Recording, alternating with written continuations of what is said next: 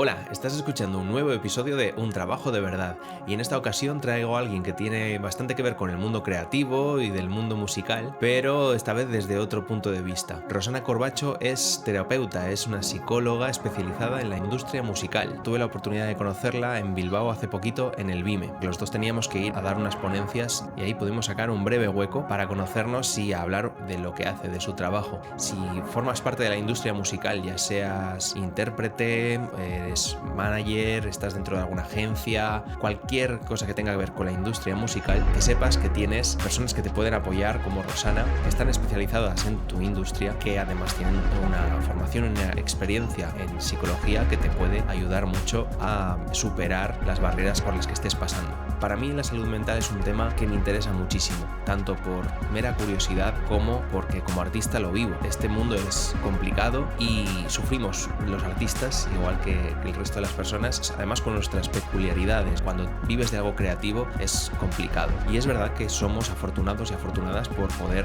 trabajar de algo que nos apasiona, que es algo fascinante como es la música o algo creativo, pero no significa que no suframos, no significa que no tengamos nuestras inseguridades, no significa que esto no sea duro. Entonces me alegro de que exista gente como Rosana para apoyarnos. Y además desde que llevo este podcast, afortunadamente estoy recibiendo mucho cariño de todas las personas que lo escucháis y me alegra lo poquito que pueda ayudaros a inspiraros. Así que muchas gracias por seguirnos, por comentar en los episodios.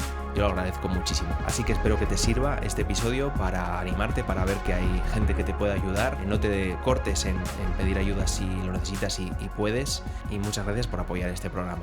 Os dejo con Rosana Corbacho. Vamos allá.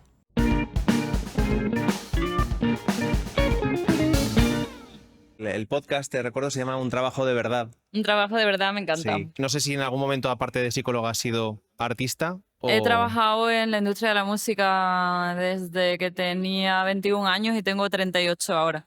Wow. Entonces he currado en Inglaterra, en festivales, aquí en España, en agencias de booking, de tour manager y de todo.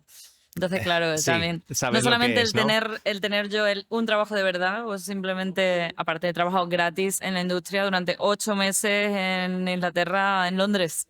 Ya, que ¿Sabes? ahí Que sí que ahí, vas a de sí. huello. Y luego todos los pacientes que vienen de... Bueno, es que no sé si dedicarme a esto me va a dar para Claro. vivir. O sea, yo trabajo con gente que no tiene trabajos de verdad, que viven de eso. Incluso ahora siendo psicóloga dentro de la industria musical, no sé si te dicen, pero eso da dinero, eso se Bueno, puede me vivir. dicen, ¿qué le pasa a los músicos? Sobre todo a los DJs y demás, o a la gente de la industria de la música, pero sí que se drogan mucho, ¿no? Entonces creen que soy una psicóloga experta en adicciones y que por eso me dedico a eso. Vale, o sea que les Sí, sí, haces el sí. rehab, ¿no? Un poco. Sí, solamente rehab. ¿Qué vino primero? ¿La psicología, la música, qué siguió a qué? ¿Y cómo decidiste embarcarte en una cosa y juntarlas posteriormente? Pues primero te iba a decir, vino primero la música, pero quizá vino primero la psicología, protopsicología, digamos. Sí, Protopsicología. cuando era muy pequeña, muy, casi 5 años, puedo decir 3, 4 años. O sea, a mí lo que más me gustaba era sentarme a escuchar a la gente contarme sus historias de vida. Me suena. Desde que Sí, era muy pequeña, o sea, sí. muy pequeña. Primero, claro, mis abuelos, mis abuelas y demás. Entonces siempre he tenido como ese gusto por la psicología. Y después, cuando también era muy pequeña, no me acuerdo cuántos años tenía, pero leí un libro que se llama Momo, que es de Michael Ende, el que escribió La historia interminable y Sí, sí, demás. sí. Y bueno, eso también va como de una niña pequeña que sabe escuchar. Entonces, eso ya, ese era mi libro favorito, sigue siéndolo a día de hoy. Bueno, y Musicofilia de Oliver Sacks, tengo que decir. Creo que esa protopsicología ya estaba en mí desde siempre. Por circunstancias de la vida, mi prioridad era salir de mi casa, irme cuanto antes y ver mundo. Sí. Entonces tenía un trabajo en un banco y no me gustaba nada. Con 21 años me dieron un trabajo en un banco, yo no quería ese trabajo. Y duré un mes y lo dejé y me fui a Londres a vivir porque me encantaba la música que salía del Reino Unido. Entonces, bueno, a mí me gustaba sobre todo la música electrónica de los años 90, todo lo que fuese como un poco raro, así marciano, también el punk y cosas como muy ruidosas que en mi pueblo no las escuchaban mis amigas, ni la gente de mi edad, ni nada. Entonces ya tenía como una llamada ahí hacia lo diferente. En un momento pues escuché un tema en particular y dije, ¿qué es un sello discográfico?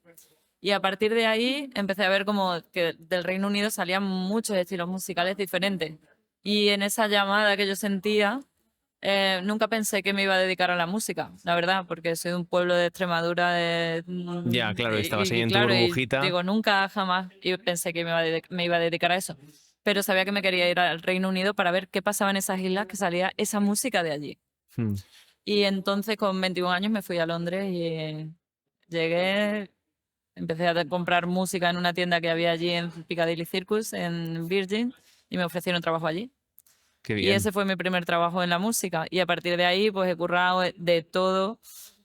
Sellos discográficos, agencias de prensa, de tour manager, o sea, muchísimos roles dentro de la industria de la música. Sí, Y cuando ya sabía inglés, porque llegué sin saber inglés, entonces, y todos mis amigos eran de la industria de la música, yo me fui allí sola, pero al final, pues eso, es claro. un sector donde todo el mundo se conoce y tus amigos y tus amigas, pues cada uno hace un rol, son artistas o son otros roles.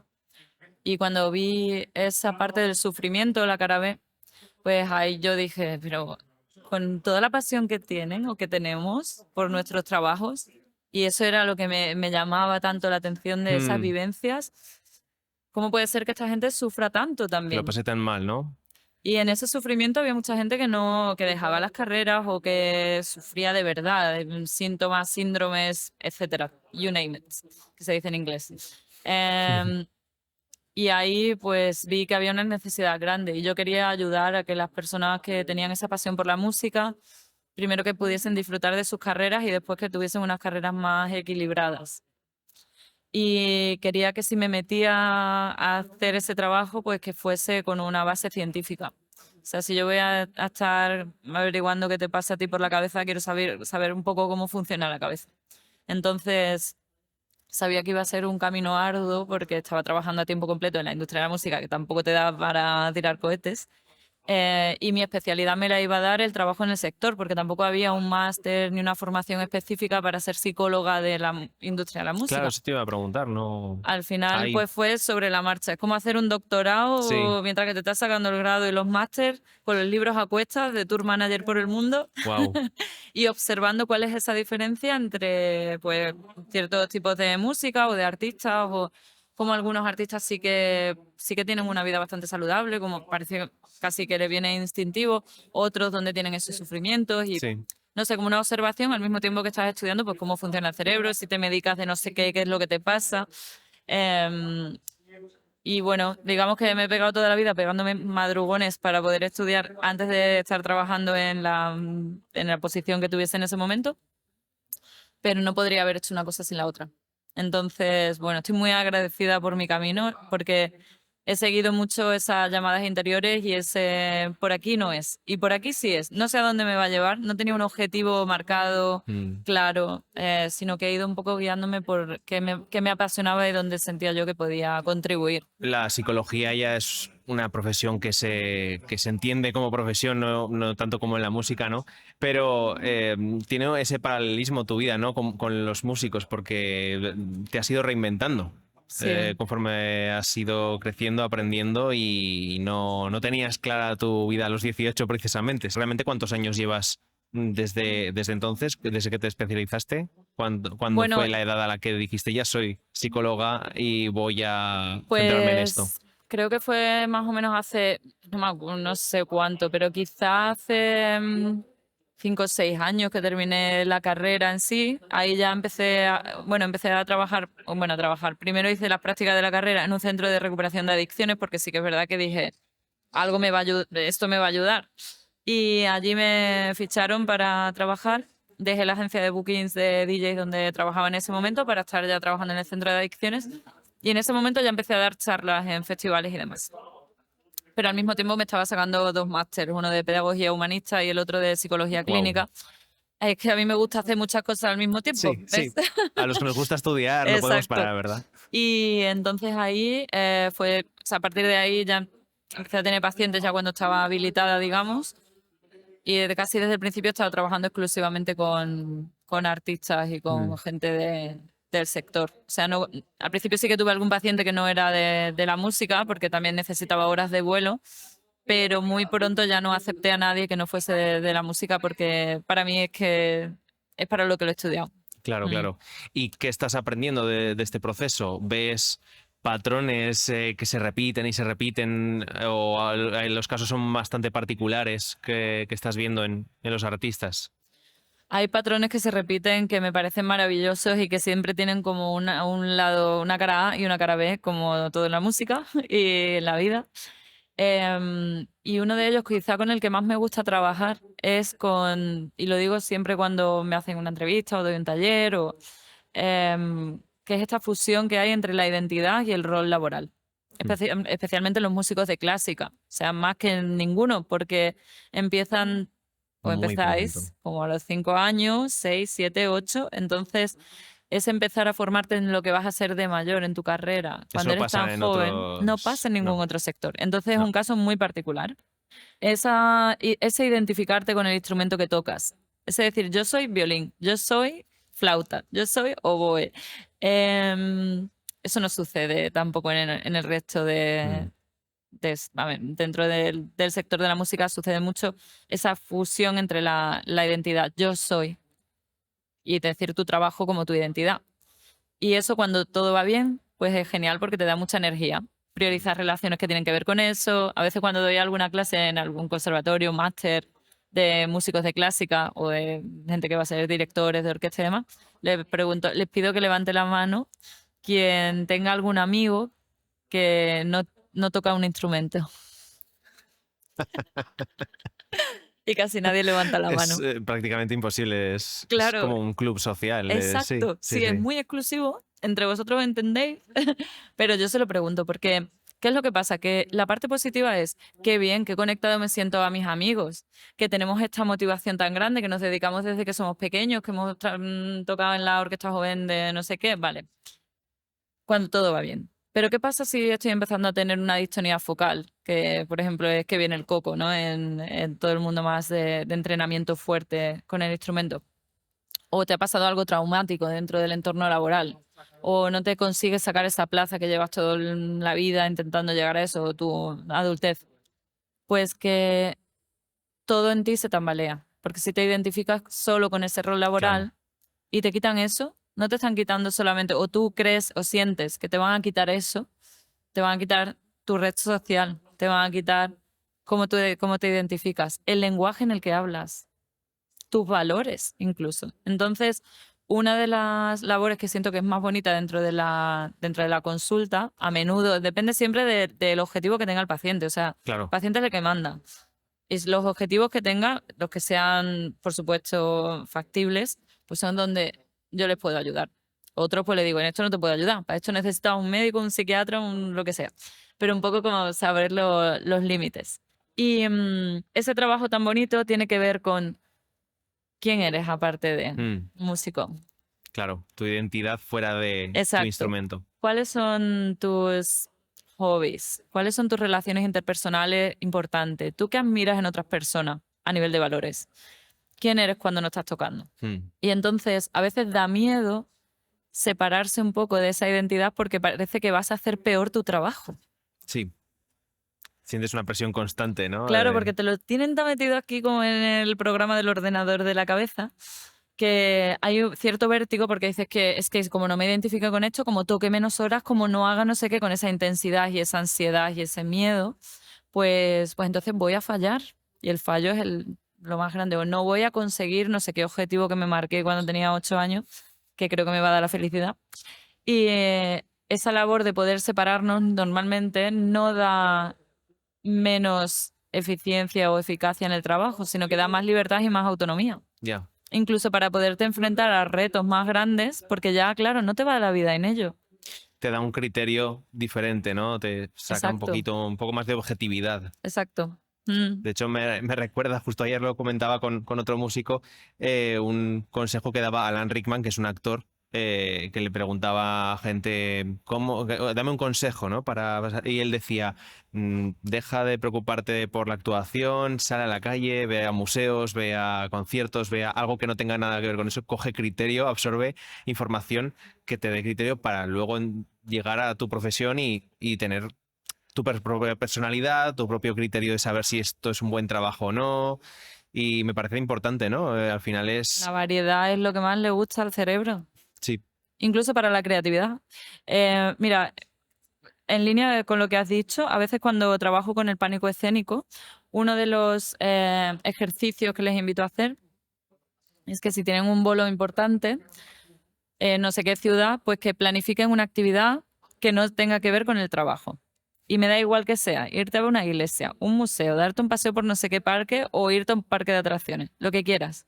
Pero incluso en el hecho de planificarlo, ya le estamos dando en la cabeza un espacio de atención a algo que va a ser saludable o divertido o por lo menos que no me va a provocar tensión. Entonces le estamos dando al cerebro como una de cal y otra de arena. Y esto es muy importante, jugar con esto. Y para mí el conocimiento es poder. O sea, si sabemos cómo funciona nuestro cerebro, si sabemos cómo funciona nuestro cerebro cuando estamos creando, cuando estamos estudiando, o qué le pasa al cuerpo cuando estudio todo el rato con tensión, o cómo está reaccionando mi cuerpo cuando tengo ansiedad, pues en vez de empujarle o funcionar como a empujones y a base de fuerza de voluntad, a lo mejor podemos encontrar otra vía de acceso, donde no es todo o nada de presión, sino que es desde otro lugar. Claro. Desde otro lugar. Que a lo mejor puedo disfrutarlo más o encontrar un nuevo toque, un nuevo sonido, como poner algo más de ti, que sea más disfrutable y más genuino, de alguna manera. El poder buscar esos paisajes de fuera para poder traer a lo que hacemos, al arte, ¿no? Porque al final yo creo que todo lo que tiene que ver con la música y con la creatividad, con ese compartir algo que es tan íntimo para cada persona,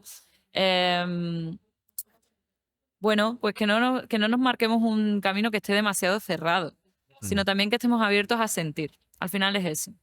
Y cuando estoy acostumbrada a que, bueno, de hecho tengo algún caso, por supuesto no puedo compartir casi nada, No, pero no, así tranquila. muy genérico de varias personas que les pasa, donde también la diferencia en la presión cuando utilizas la música como la música es un hobby, entonces la disfrutas y de repente pues haces un temazo, te escucha no sé quién y te firmas y estás en un sello y empiezas a hacer conciertos y la música para ti era el descanso, la música para ti era la diversión, la música era para ti lo que tú hacías para el alimento de tu alma, digamos, ¿no? Y de repente se ha convertido en tu trabajo y dices, jo, no me sale, tengo un bloqueo creativo o sufro o me da ansiedad, Sí. porque ya lo estás haciendo desde otro lugar. Entonces tienes que buscar qué es lo que te va a dar ahora ese descanso. Sí. Pero claro, como estás tan ocupado en algo que te gusta, nos liamos ahí. Cuando tu profesión es tu pasión, es muy probable entrar en un bucle de obsesión de todo el rato estar ahí. Lo hablábamos hace poco otro músico y yo en un episodio que decía él que acababa recientemente de apreciar lo que es irse de vacaciones. A eso les obligo yo. Sí. Voy a ver si me obligo yo también. Decía él que la primera vez que se fue de vacaciones, que les batería, pedía a las marcas que le llevan que le buscaran un sitio donde practicar, donde ensayar. Y decía, un día me di cuenta de que era imbécil. Digo, ¿qué hago? Ya, De hecho, vale. Guillermo Dalia, que yo le llamo mi maestro Jedi, que buenísimo, tiene un libro que se llama Musicorexia, que lo Oh, recomiendo, que tiene que ver como con esa adicción que tienen los músicos a la música, no a la música, pero a tocar, donde tocas porque si no te sientes mal porque no estás tocando, sí. practicando. Entonces no es toco porque me gusta o porque tengo desde una distancia, sino toco porque es que si no tengo como mono de tocar. Y por eso lo trata como una adicción. Eso es algo que no suele pasar tampoco en otras profesiones. No suele pasar que tú tengas que trabajar, bueno, a ver, que no tengas que trabajar porque te sientes mal, te puedes sentir culpable, pero no Sí. tener mono físico de Sí. tocar. La gente tiene igual ambición de ascender, ese tipo de cosas, ¿no? Pero Pero en lo el nuestro es más... proceso es muy interno. Sí, es más interno. Claro. Sí, sí. Total. ¿Qué instrumento tocas? Principalmente la guitarra. Y te Ahora soy un identificas poco como porque soy compositor, entonces guitarra, batería, bajo, lo que me echen y ordenador. bien. Ahora toco más el ordenador que Qué otras bien, cosas. qué bien. Por lo menos puedes decir que no te identificas solo con soy guitarra. No, sí. exacto. No, por eso digo principalmente porque es lo que más he tocado y es lo Claro. que más a gusto me siento, ¿no? Pero pero al final con lo que más a gusto me siento es con la variedad. Y eso sí Claro. que te da una perspectiva. Los compositores somos los raritos que se fijan en cualquier cosa que pueda hacer ruido y que puede ser interesante, ¿no? Ujú. Pero sí, a mí me ha gustado siempre más estar detrás de las cámaras. Por ejemplo, el crear algo para que luego se haga algo con eso. No tanto el estar en un escenario, que también lo he estado, he tenido mis grupos y demás y lo he disfrutado muchísimo, pero luego manejar y conseguir que la gente sienta con algo que has creado tú Me encanta. es apasionante. Y fíjate, ahí te voy a devolver yo la pregunta, Vale.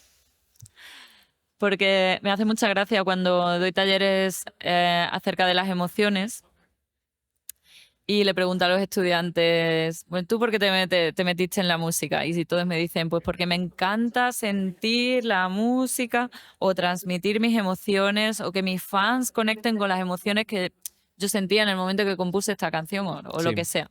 Y en ese momento les digo, ¿qué sientes ahora? Y entonces, para poder identificar la emoción que tanto nos mueve, porque por eso se llama emoción también, no es tan accesible. Tenemos que pararnos a nombrarla para poder ponerle como un pequeño knob, como un botoncito, Sí, donde le podamos a la pista subir y bajar el volumen. ya. Entonces, cada vez que estamos nombrando una emoción, también estamos conectando de alguna forma la parte del córtex prefrontal con la parte de la corteza límbica, que es más la que nos conecta con Las el cuerpo emociones. y con las emociones, Mm, claro. Mm. Qué bueno. Así que a nombrar emociones, a identificarlas, a ver dónde las sentís en el cuerpo, porque eso también es una maravillosa forma de acceso al mundo interior y a la Claro. creatividad. Sí, es que a veces nos olvidamos de sentir, ¿no? Estamos Claro. tan Cuando obsesionados estamos en con el producir, conseguir, digo Sí. yo, ¿no? El tengo que, Claro. tengo que, también la sociedad no nos ha ayudado, ¿no? Y por eso este podcast se llama Un trabajo de verdad, porque nos juzgan mucho. Ya tenemos bastante con que algo creativo siempre es difícil.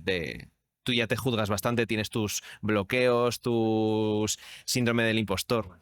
Pero encima si la sociedad está recordándote que esto no es un trabajo de verdad, que podrías haber sido banquero, que Claro. podrías haber sido abogado o médico, pues también te da esa cierta inseguridad, ¿no? Cuando vives de esto. Y encima, si estás intentando conseguir un proyecto, tengo que, ¿no? Ujú.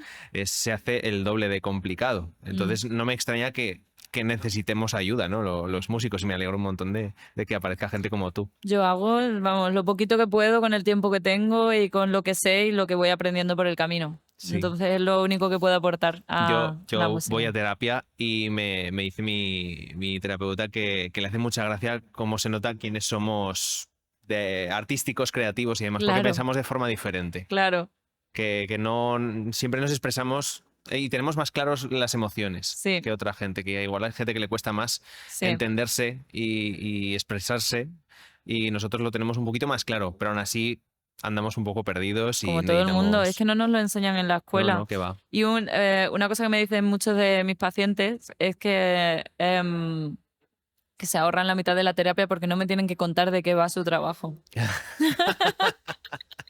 Esa es buena, sí, sí.